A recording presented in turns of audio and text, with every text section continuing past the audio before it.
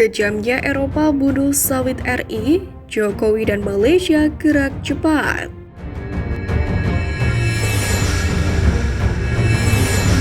Saya melihat apa yang sudah dilaksanakan atau dilakukan oleh Uni Eropa, saya melihat itu adalah justru peluang ya.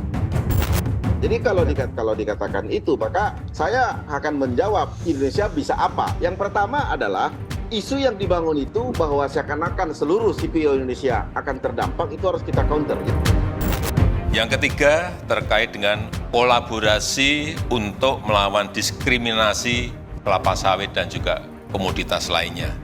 Saya sangat menghargai baru-baru ini dilakukan joint mission Indonesia, Malaysia, ke Brussels, dan kolaborasi semacam ini harus terus diperkuat. Jangan sampai komoditas yang dihasilkan oleh Malaysia, oleh Indonesia, didiskriminasi di negara lain.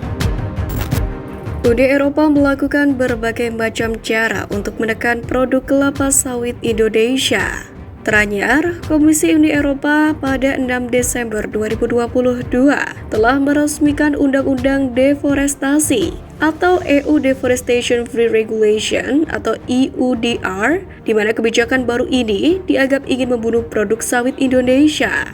UU baru diresmikan UE untuk mencegah perusahaan penjual kopi, daging sapi, kedelai, karet, minyak sawit, dan juga komoditas lain yang terkait dengan deforestasi. Perusahaan harus membuktikan bahwa rantai pasokan mereka tidak berkontribusi pada perusakan hutan atau didenda hingga 4% dari omset mereka di negara anggota UE.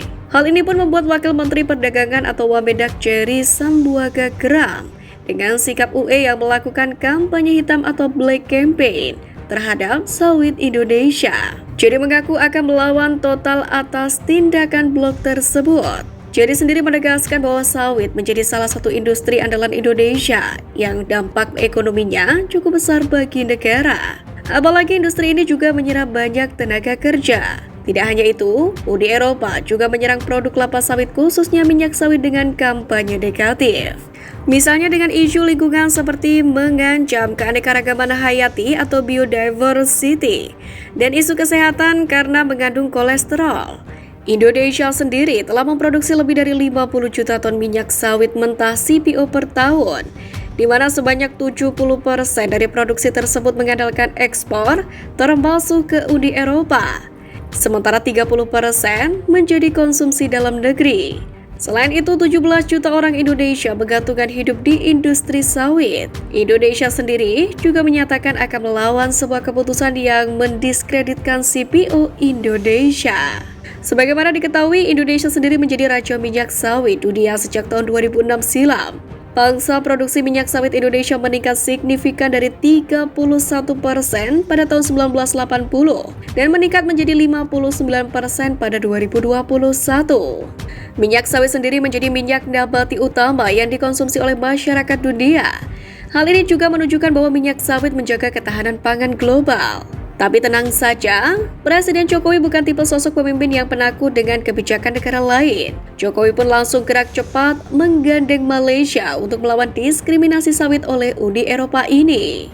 Jokowi mengatakan hal itu merujuk pada misi bersama Indonesia-Malaysia ke Uni Eropa pada 30 hingga 31 Mei 2021 di Brussels, Belgia lalu. Indonesia dan Malaysia menyampaikan keprihatinan mengenai aturan European Union Deforestation Free Regulation atau EUDR yang dinilai dapat menghambat akses komoditas kelapa sawit ke pasar Uni Eropa. Selain itu, EUDR berpotensi merugikan para petani kecil karena terbebani persyaratan penyerta regulasi tersebut. Sementara itu, sebelumnya Menteri Koordinator Bidang Perekonomian Airlangga Hartarto mengatakan sebagian komoditas nasional yang berpotensi terkena kebijakan EUDR adalah kopi, kakao, furniture, CPO, dan komoditas berbasis metan seperti sapi. Aturan tersebut sejauh ini hanya mengatakan bahwa seluruh produk hasil hutan harus melalui proses verifikasi dan pendanaan geografis. Namun Airlangga menilai kebijakan tersebut tidak memiliki standar yang jelas. Dia mengatakan komoditas yang diperdagangkan antara Indonesia dan Eropa sekitar 90 triliun rupiah per tahun akan terdampak. Pasalnya EUDR tidak mengakui standar yang telah diterapkan oleh pemerintah Indonesia, seperti sistem verifikasi legalitas kayu untuk furnitur, maupun Indonesia Sustainable Palm Oil untuk CPO. Selain itu, Airlangga menyampaikan EUDR tidak mengakui sertifikasi CPO lain, seperti Malaysia Sustainable Palm Oil maupun Roundtable Sustainable Palm Oil. Oleh karena itulah, Airlangga menyatakan kebijakan EUDR bersifat diskriminatif dan punitif terhadap Indonesia dan Malaysia. Menurutnya, penerapan EUDR dapat berdampak pada 15 juta petani sawit di Indonesia dan 700.000 petani sawit di Malaysia. Untuk itulah, menjadi sebuah langkah tepat Jokowi menggandeng Malaysia untuk melawan diskriminasi dari Uni Eropa. Selain itu, dengan Malaysia, Jokowi juga turut menyambut baik penyelesaian sejumlah Memorandum of Understanding atau MOU antara kedua negara ini. Di antaranya terkait perjanjian lintas batas atau Border Crossing Agreement, perjanjian perdagangan perbatasan atau Border Trade Agreement, sertifikasi halal dan kerjasama promosi investasi. Jokowi juga mengapresiasi komitmen PM Anwar untuk memperkuat perlindungan PMI dan juga penegakan hukum yang adil bagi para pekerja Indonesia.